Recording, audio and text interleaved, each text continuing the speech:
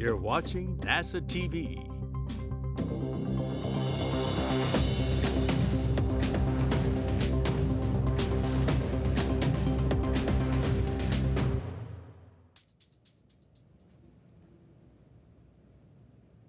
Good morning, and thanks for joining us here at NASA's Johnson Space Center. I'm Chelsea Bayarte, and today we're talking about two upcoming spacewalks, both with the goal of upgrading the space station's power channels. So for those following along at home, you may hear the acronym EVA, that's extravehicular activity, or simply put, a spacewalk. And that's what we're here to talk about today. So NASA astronauts Steve Bowen and Woody Hoberg will put their spacesuits on and exit the International Space Station on a set of two upcoming spacewalks. The first is scheduled to take place Friday, June 9th, and the second for June 15th. The June 9th spacewalk will be the 9th spacewalk for Bowen and the first in the career of Woody Hoberg. Here with me today to talk about these upcoming spacewalks are our briefers, Dina Cantella, Operations Integration Manager for the International Space Station Program, Diane Daly, Spacewalk Flight Director, and Megan Schutica, Spacewalk Officer. So I'll turn it over to them for some opening remarks in just a minute, but first, if you want to get your questions ready, please press *1 on the phone to indicate that you have a question, or press *2 if your question has already been answered and you want to lower your hand. For those tuning in on social media, please submit your questions using #AskNASA. Our great social media team here at NASA's Johnson Space Center will be sending me your questions, so we'll be on the lookout for them. So let's turn it over to our briefers for their opening remarks. Dina? All right, thank you, Chelsea. And thanks everyone for tuning in. So before we talk about the spacewalks, which is the purpose of today's briefing, I did just want to talk a little bit about what's been going on board the International Space Station. Since I was last here in late April, to start, we've had 3 spacewalks. And the first one was a U.S. operating segment spacewalk. And if you recall from our previous briefing, there were 2 major objectives. One was to prep for these June spacewalks that they're going to tell you about, so get some struts prepared and some cabling and some tools. And we had Steve and Sultan outside, and they did a great job prepping all of that for us. And so we're really set up well coming into these spacewalks. We also wanted to bring an antenna inside for future refurbishment. We had a stuck bolt, though. We couldn't get it off the mechanism, the interface. And we are working up alternative methods for a future spacewalk that we'll brief you on before that spacewalk happens. We're pretty confident we're going to be able to get it off. We just didn't have the right tools nor the expectation of what was going to happen while we were out there. But more details to come on that, and it's really not an impact that we're late in that spare, bringing that home. And so we've also had 2 Russian spacewalks, both highly successful.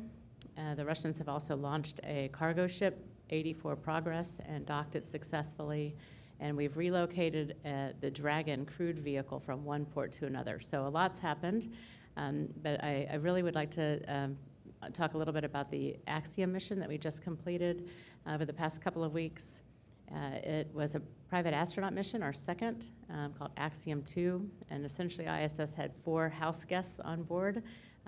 These crew members were very professional. They did a lot of science, a lot of great student outreach and other activities while they were on board.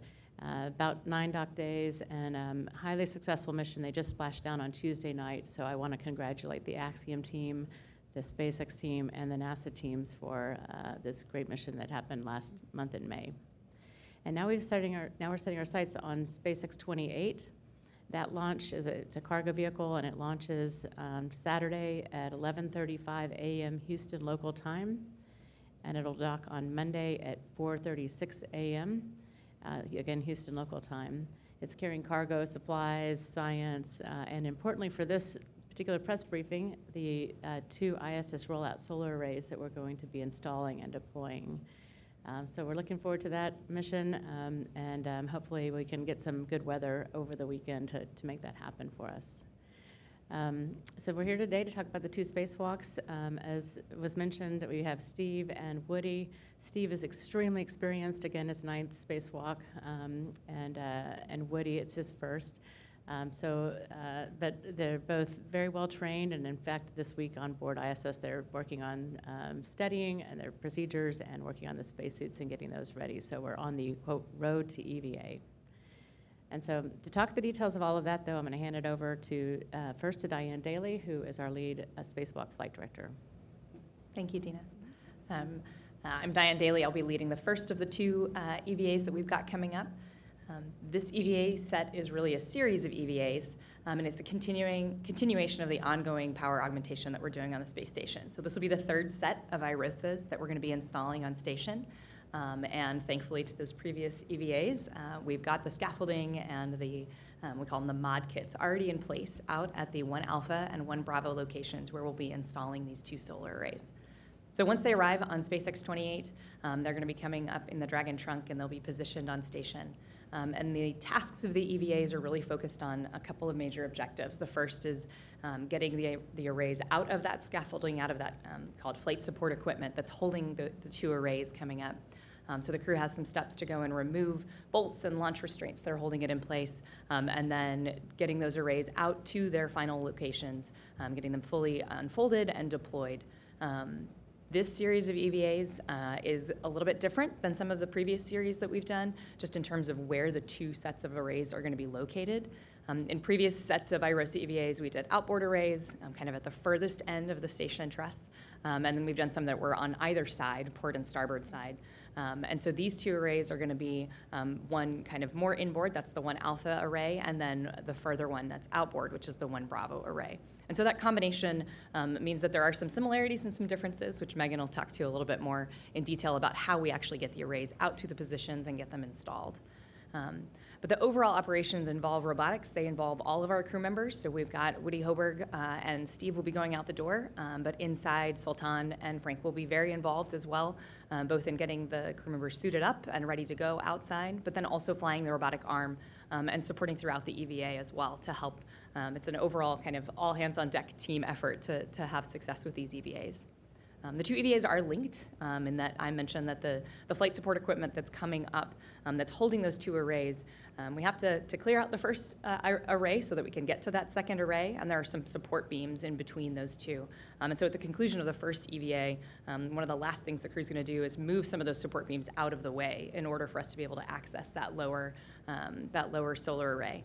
And that just is going to set us up for success on the second EVA. They're a little bit longer EVAs, so we've got quite a number of objectives, but we've got a great team and a great set of procedures, and we're really leveraging the experience that we have from the previous IROSA installation EVAs to allow us to be successful, to allow us to accomplish all the objectives that we have that day. With that, I'm going to hand it over to Megan to talk a little bit more detail about what we're actually going to be doing and what the crew's going to be getting their hands on during the EVA. Thanks, Diane.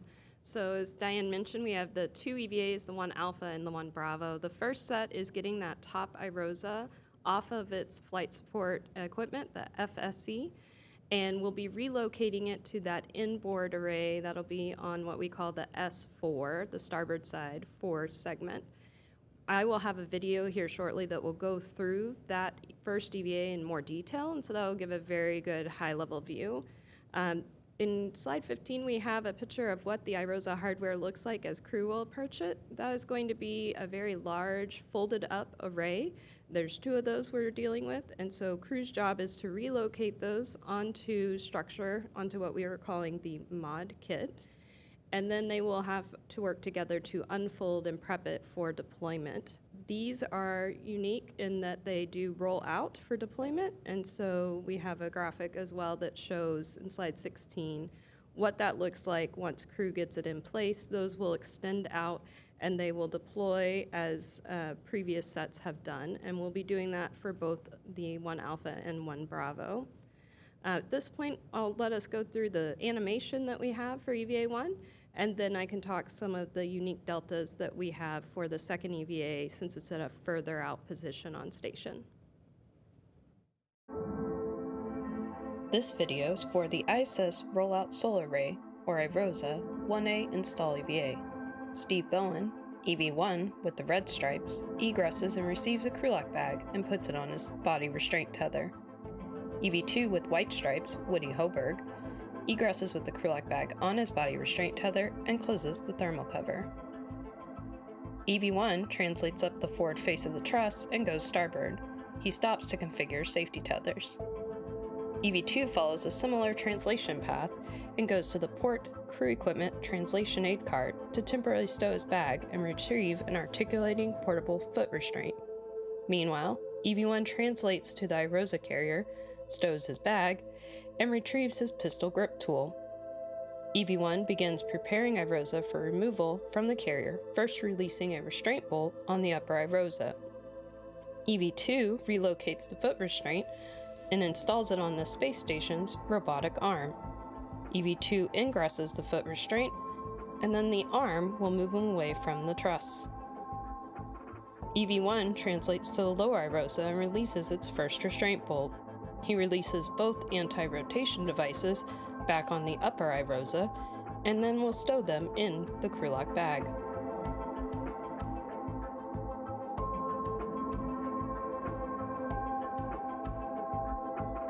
On the robotic arm, EV2 is flown over to access two sets of bolts on the boom end of the upper iROSA.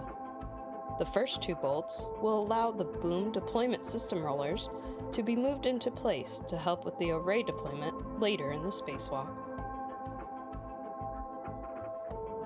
The second two bolts will release two of four mechanisms that hold the iROSA in its rolled-up configuration.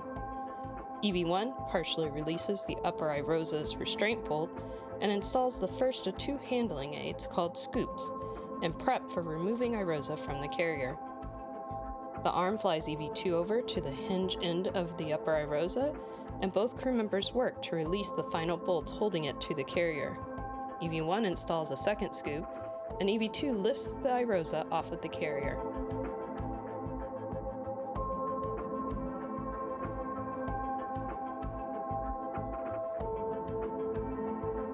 After several maneuvers on the robotic arm, EV2 will arrive at the 1A mod kit worksite.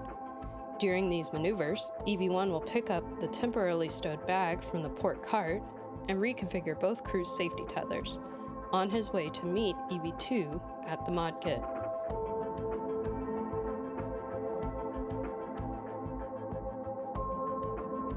Both crew will then work to install iROSA onto the 1A mounting bracket.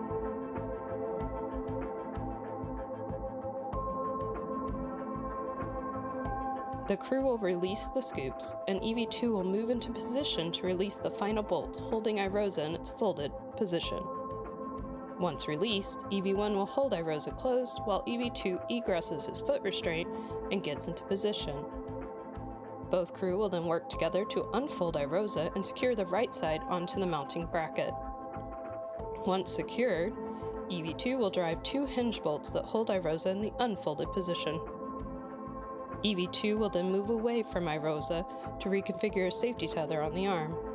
EV1 works to drive 8 bolts to fully secure the iROSA to the mounting bracket.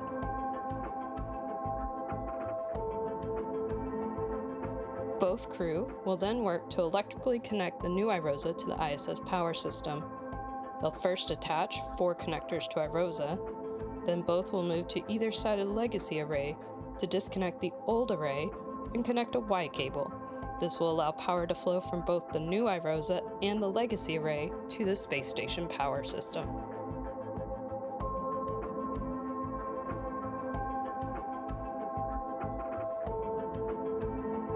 At this point, EV1 moves into a deployment viewing position, and EV2 will release the final 2 bolts restraining iROSA in the undeployed position. iROSA will deploy over the next 6 to 10 minutes. During deployment, EV1 translates back to the iROSA carrier to reconfigure the carrier beams that previously held the upper iROSA. These beams need to be rotated out of the way to allow access to the lower iROSA on the second EVA. Once deployment is complete, EV2 will release 2 bolts that allow the iROSA blankets to become tensioned. EV2 then cleans up the mod kit worksite, retrieving his crew lock bag, and heads to the carrier to help EV1 with the carrier beams. The crew members will work together to release the bolts holding the beams in place. Then they will rotate the beams out of the way and secure them back down. This is the last task in the first EVA.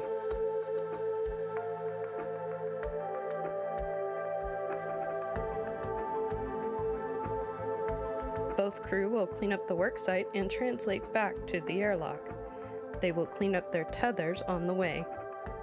They will then work to ingress and begin repressing the airlock. This will finish the first of 2 EVAs.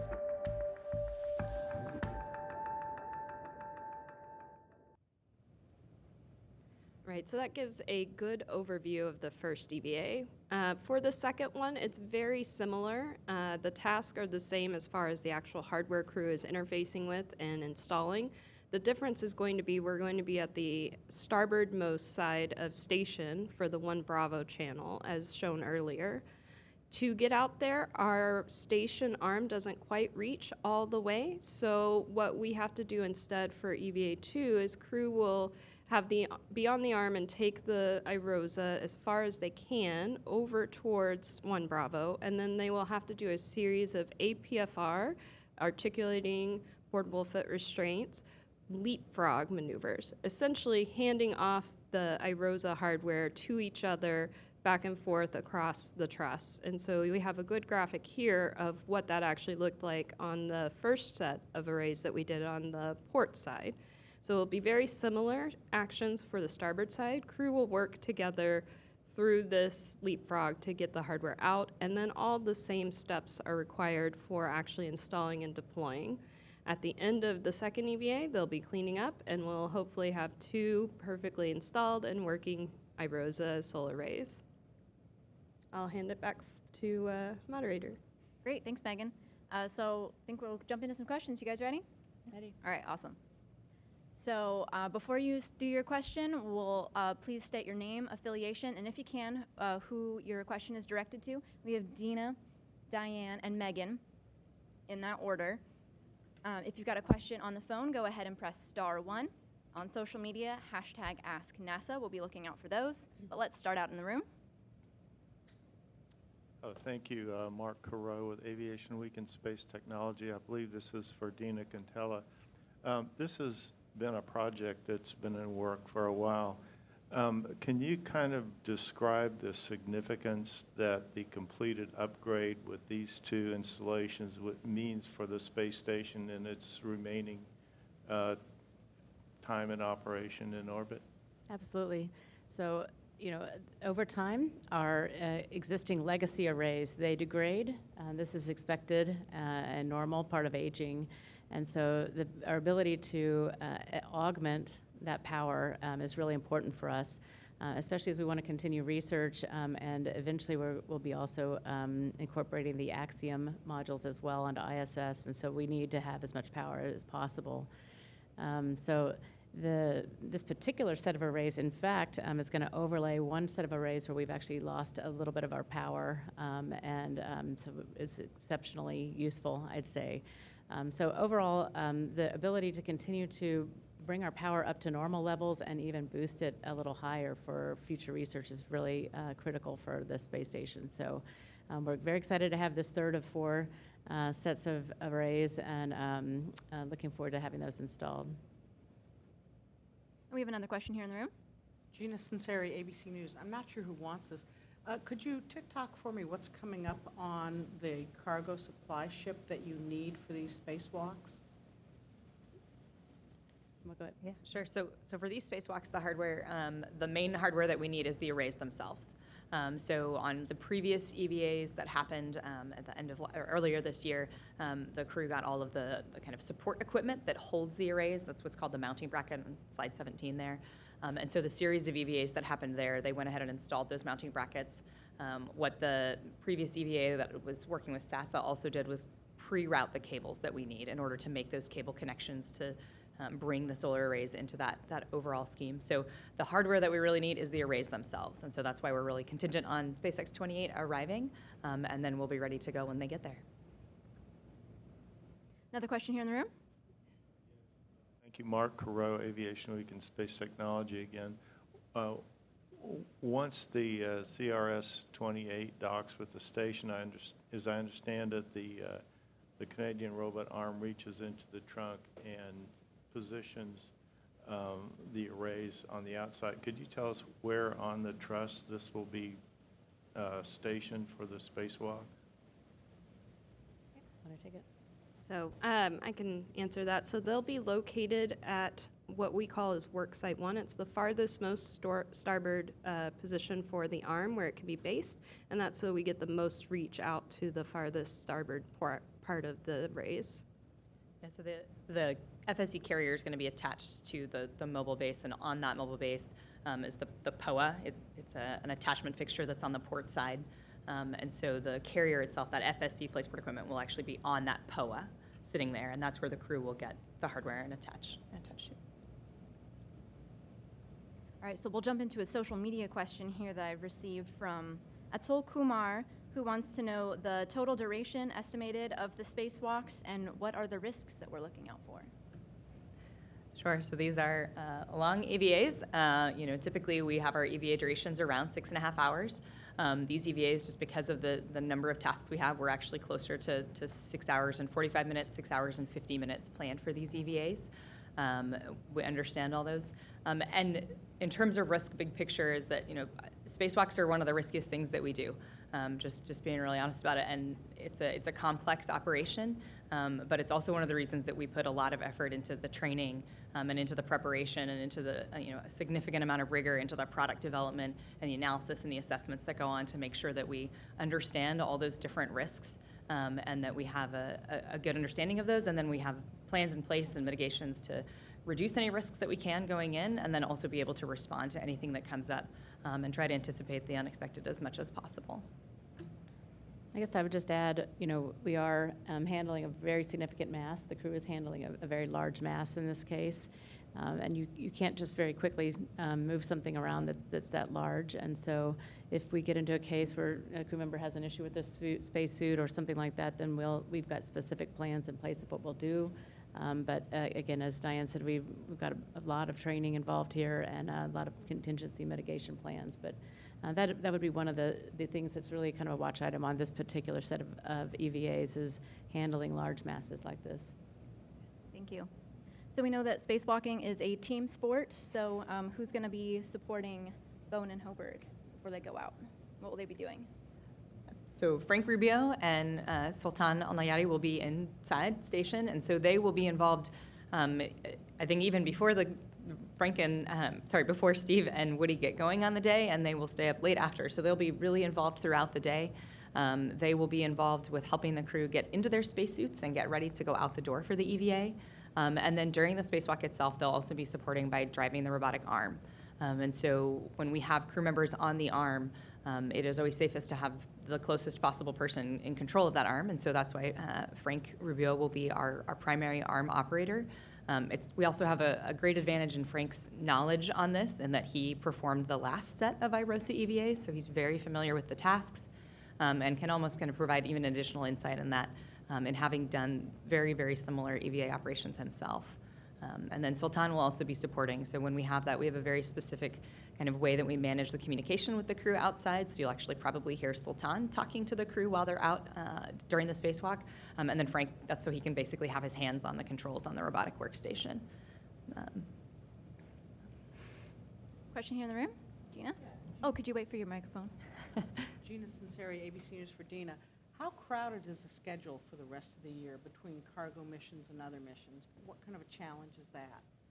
Well, I think what you're referring to is we have had quite a crowd, I'd say, at station with vehicles coming and going, and even just trying to put the AXI mission, fitting that into the May timeframe prior to SpaceX 28. What we're looking forward to is, in addition to SpaceX 28, we've got the NG mission sometime this summer, and we're still working out the details of when that will be. We have the crew flight mission, the CFT mission for Boeing, currently no earlier than July 21st. We have kind of a high beta cutout in July, so we have to schedule around that. And then we have in August, we have the crew exchange on Dragon, and then in September, crew exchange on Soyuz. So we do have quite a bit of traffic. I would not say it's additionally any more crowded than it has been, and if anything, we have some sort of built-in brakes in there. What can happen is if we have a launch slip, it can crowd up against the next mission, and so we'll be keeping an eye on that. Right now, I'd say it's well placed. But of course, it can always slip and get more crowded as we go.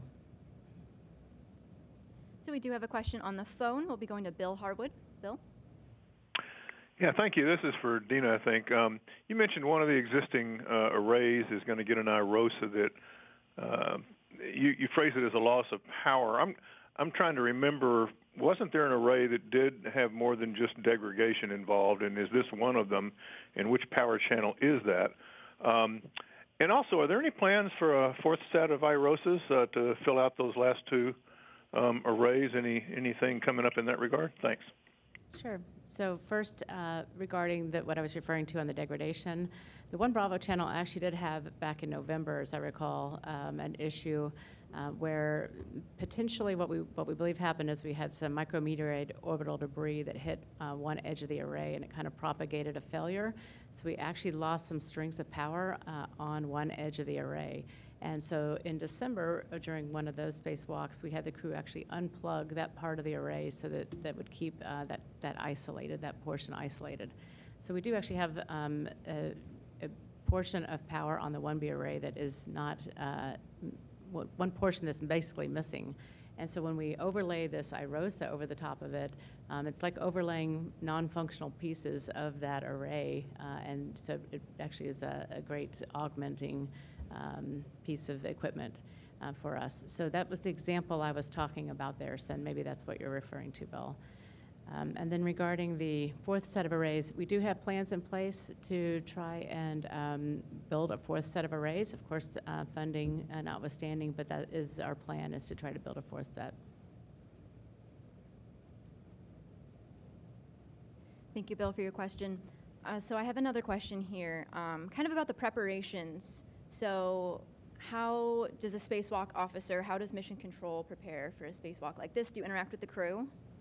Absolutely. So there's quite a bit of preparation and training long before crew even gets on board. So for us, we trained both at the Neutral Buoyancy Laboratory, the big pool that has a lot of our hardware underwater that simulates being in weightlessness.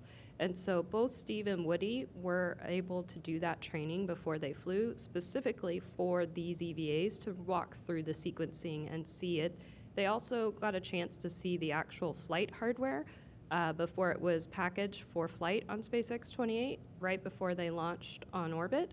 And since then, we've been sending them lots of training material. We have conferences with them pretty regularly leading up to the spacewalk, where we go back and forth and make sure that they're comfortable with our procedures and our plans, and we address any questions they have or any additional training needs they may have before they actually perform the spacewalk.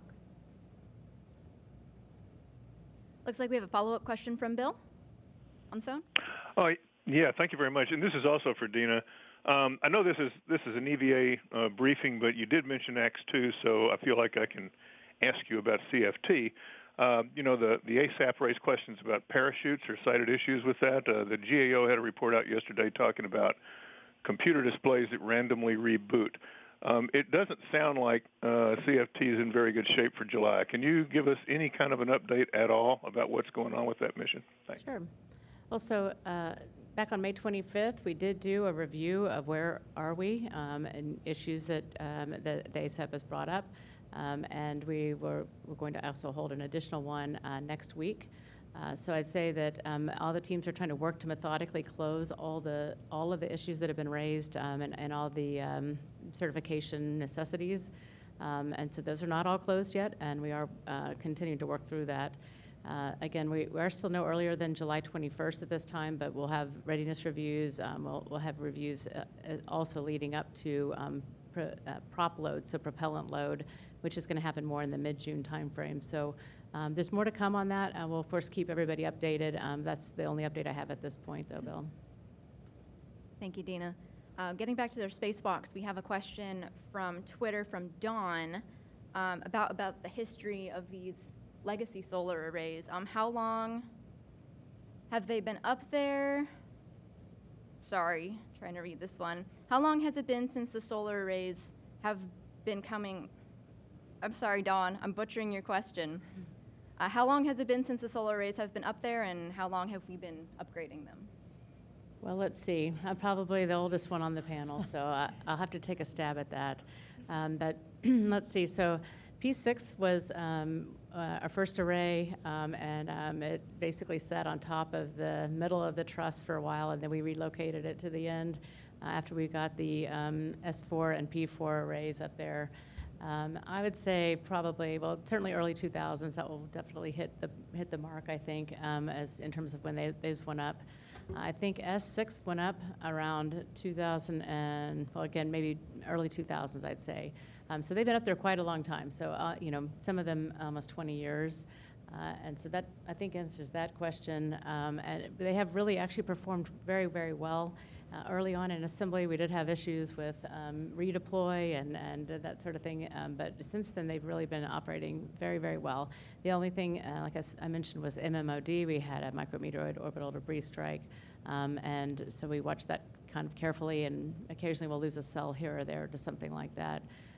And then, you know, we just have its standard, I'd say standard degradation of what happens when things are in space a long time. And I think the second part of that question is how long have we been upgrading with these IROSAs?